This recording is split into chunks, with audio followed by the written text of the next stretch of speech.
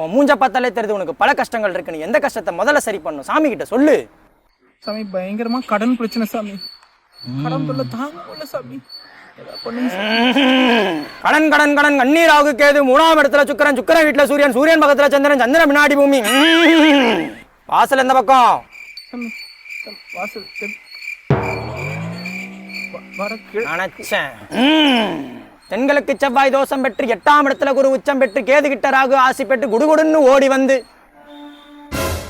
ராகு வீட்டு கதவு தட்டினானாமே, ஏன் திறக்கல சாமி? இனிமே நைட்டு ஃபுல்லா கதை திறந்து வச்சுக்கிறேன் சாமி. எப்படியா ராகு வர சொல்ல சாமி, ஏதாவது பண்ணுங்க சாமி. பரிகாரம் பரிகாரம் பரிகாரம் பண்ணணும், முடியுமா சாமி? எவ்வளவு ஆகும் சாமி?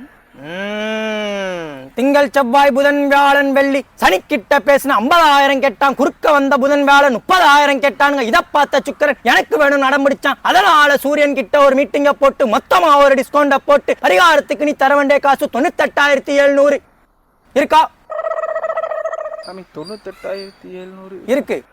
எப்படி சாமி?